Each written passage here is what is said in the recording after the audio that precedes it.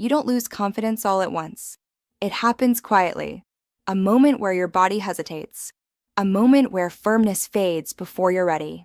A moment where silence fills the room and you turn away pretending nothing happened.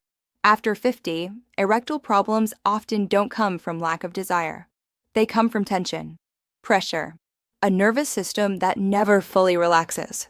You want closeness, but your chest feels tight. Your breathing shortens. And before anything begins, your body is already on edge. I'm Dr. Claire Monroe, men over 50, a urologist with over 14 years helping men over 50 restore erectile function naturally. Today, you'll learn why stress and nervous system overload quietly weaken erections after 50, and how calming the body can bring confidence back, without medication and without forcing. You start changing small things without saying it out loud. You avoid touching first. You turn your body away in bed. You say you're tired, stressed, or sore. Not because you don't want intimacy, but because you don't want to face that moment where your body doesn't respond. After 50, erectile problems rarely feel physical at first. They feel emotional. They feel like pressure building in your chest, like your mind racing ahead of your body, like you're watching yourself from the outside, hoping things don't go wrong. That pressure alone can shut everything down. A patient I'll call Richard, 63, told me he stopped initiating intimacy after one bad night. Not because it happened once, but because he replayed it in his head every time after. He said, "The fear showed up before my body ever had a chance." Another man, Thomas, 58, said he began pulling away from his wife emotionally. Not arguing, not fighting, just distance. He told me, "I felt safer being quiet than risking disappointment." This is the part many men never say out loud. Erectile dysfunction doesn't just affect your body. It affects how close you allow yourself to be. You may still love your partner. You may still feel desire. But the fear of performance issues creates a wall. You stop being present. You start monitoring yourself. You start asking silent questions. Is it happening yet? Is it strong enough? What if I lose it again? Those thoughts don't stay in your head. Your body hears them. Your breathing tightens. Your muscles tense. Your nervous system shifts into alert mode. And alert mode is not where erections happen. A man I'll call George, 70, described it perfectly. He said, "The moment I felt pressure, my body checked out." George had normal blood tests, normal desire, but years of quiet stress trained his body to stay guarded. This is why many men say ED feels unpredictable. Some nights feel okay. Other nights feel impossible. That inconsistency feeds anxiety, and anxiety feeds the nervous system's stress response. Then the cycle repeats. Shame grows. Silence grows. Confidence shrinks. You may even begin to question your identity as a man, not because anyone said anything, but because you did, inside your own head. If this feels close to home, hear this clearly. You are not weak. You are not broken. Your body is responding to pressure, not failure. And that matters because pressure can be reduced. If any part of this feels uncomfortably familiar, type 1 in the comments so you quietly admit to yourself that this is something you want to change. Think of your erection as a signal traveling through your body. The signal starts in your brain. It moves through nerves. Then it opens blood vessels so blood can flow in and stay there. When everything is calm, this signal moves smoothly. But when stress enters the picture, the signal gets blocked. Here's the simplest way to understand it. Your body has a built-in alarm system. When the alarm is off, your body allows rest, closeness, and sexual function. When the alarm is on, your body shifts into protection mode. Blood moves to your arms and legs. Muscles tighten. Breathing becomes shallow. Anything not needed for survival gets pushed aside, including erections. This alarm system is your nervous system. And after 50, it becomes easier to trigger. Not because you're weak, but because your system has been under pressure for years. Work stress, health worries, poor sleep, past performance anxiety. All of that teaches your nervous system one habit. Stay alert. Now imagine blood flow like water in a hose. When the hose is relaxed, water flows easily. When the hose is squeezed, flow slows down. Stress is that squeeze. It doesn't have to be extreme. Even mild tension can reduce blood flow enough to weaken firmness. Now add nerves to the picture. Nerves are like electrical wires. They carry the message from your brain to your body. Stress creates static in those wires.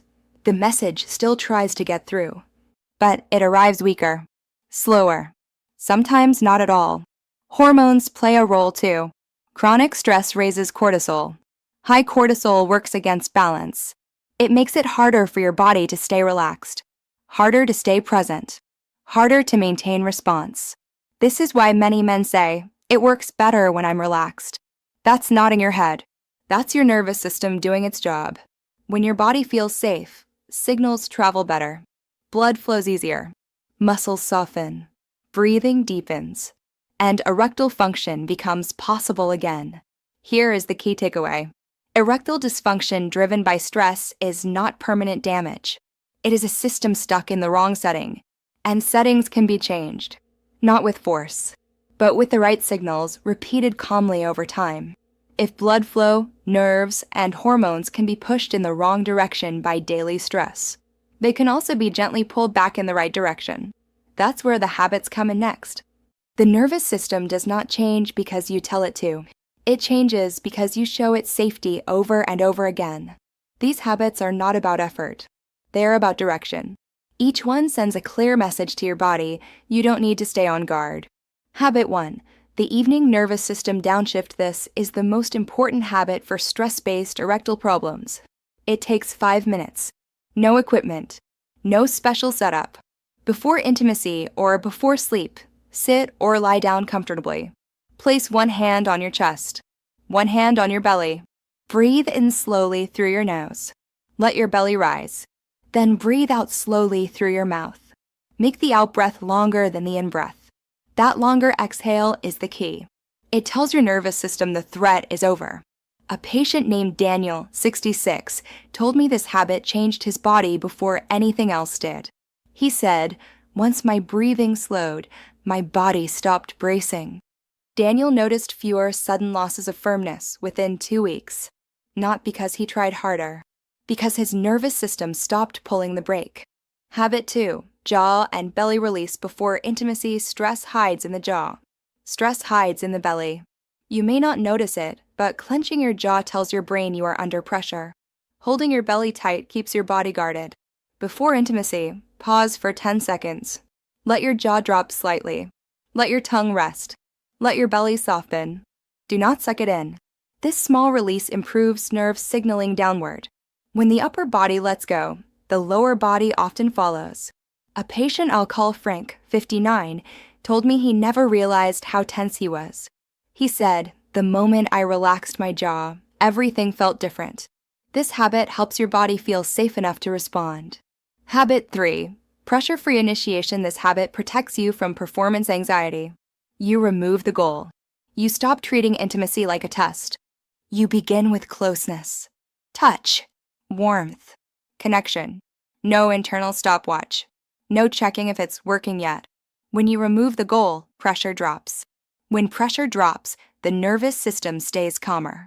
A man named Stephen, 71, told me this habit rebuilt his confidence. He said, "Once I stopped trying to prove anything, my body stopped fighting me." This habit does not reduce intimacy. It deepens it, because your body responds better when it doesn't feel judged. Habit 4. Supported positions. Only your nervous system reads strain as danger. Heavy arm work, tight core, burning thighs. All of these pull blood away and raise stress signals. Choose positions where your body is supported. Less muscle work, more comfort, better breathing. When your body feels supported, your nervous system relaxes. Relaxation allows blood flow to stay where it's needed. A patient named Harold, 68, told me his biggest change came from this habit alone. He said, "Once I stopped straining, my body stayed present." This habit works hand in hand with nervous system calming. Habit 5. The 10-minute low-stress walk. This is not exercise. This is regulation. A slow, easy walk. 10 minutes. Most days. This lowers stress hormones, improves circulation, and trains your nervous system that movement is safe. A man named Walter, 73, told me his sleep improved first. then his mornings. Then intimacy felt easier. Low-stress movement builds confidence quietly. Habit 6. Sleep protection. Poor sleep keeps your nervous system on high alert. Inconsistent sleep confuses hormone signals. Protect your sleep like medicine. Same bedtime, dark room, cool temperature, less stimulation late at night. Better sleep means calmer nerves. Calmer nerves mean clearer signals. Many men notice improvements in morning firmness before nighttime changes. That's a sign your system is settling. Habit 7. Gentle self-talk during intimacy. Your thoughts are signals. If your inner voice says, "Don't fail," your body hears danger. Change the message. Slow down. Breathe. Stay present. If firmness changes, you adjust instead of judging. A patient named Bruce, 64, told me this habit broke the cycle. He said, "Once I stopped criticizing myself, my body stopped shutting down." Now, let's put this together as a simple plan. Before intimacy, slow your breathing. Relax your jaw. Soften your belly. Choose a supported position. Remove the goal. During intimacy, watch your breath. Notice tension. Stay connected. If things change, do not panic. Do not force. Switch to more support. Let calm return. Stopping out of fear trains anxiety. Adjusting trains confidence. This approach works because it respects your nervous system instead of fighting it. Before we move on, choose just one habit you'll start tonight. Type the number of the habit in the comments. One clear action is always better than 10 good intentions. Let's slow this down and bring it together. What you're dealing with is not a personal failure. It's not a lack of desire. And it's not your body giving up. After 50, erectile dysfunction is often your nervous system staying on alert for too long. Stress tightens your breathing. Pressure locks your muscles. Fear scrambles the signal between your brain and your body. And when that happens, blood flow and nerve response cannot work smoothly. You've just learned that calming the nervous system is not complicated. It's built from small, repeatable habits. Slower breathing in the evening, relaxing your jaw and belly, removing performance pressure, choosing supported positions, walking gently, protecting sleep, speaking to yourself with calm instead of criticism. None of these require perfection. They require consistency. When you repeat calm signals, your body learns a new pattern. Not overnight, but steadily. And with that steadiness, confidence begins to return. Intimacy stops feeling like a test. Your body stops bracing. Your mind stops racing ahead. This is not about becoming who you were at 30. It's about becoming comfortable in your body again now. And that is something you can build one calm step at a time. If you want more calm, honest guidance like this, subscribe to this channel. This space is built for men over 50 who want clarity without pressure and real answers without shame. If this helped you understand your body a little better, share it with a friend who might be carrying the same worry in silence. Many men suffer quietly because they think they are alone. They're not. And if you're ready to go deeper, watch the next video where I explain how blood flow habits and sleep patterns quietly support erectile function after 50. Small daily changes can make a bigger difference than most men expect. This video is for educational purposes only and is not medical advice. Always talk to your own doctor or urologist about your personal health. There are a few quiet questions many men ask me, usually at the very end of a visit. They lower their voice. They look away. And they ask things they've been carrying for years. What if my body still doesn't respond every time? That does not mean you failed. It means your nervous system is still learning that it's safe. Progress after 50 is rarely a straight line. Some days feel better. Some days feel the same. What matters is the direction, not the perfection. Another question I hear often: should I stop if things start to weaken? No, you don't stop out of fear. You adjust. You slow your breath. You soften your body. You choose support over strain. That teaches confidence instead of anxiety. And one more question. How do I know this is working? You'll notice small signs first. Less tension in your chest. Easier breathing. More presence. Less panic when things change.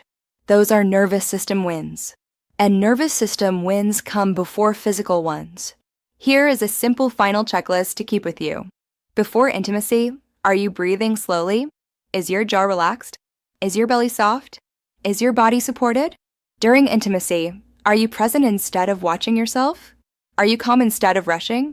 If something changes, do you pause instead of panic? Do you adjust instead of judge? This is the truth I want you to leave with. Your body is not your enemy. It's responding to how safe it feels. When you give it calm, patience, and support, it responds more often than you expect. Quietly, gradually, with dignity. And that is how confidence is rebuilt after 50.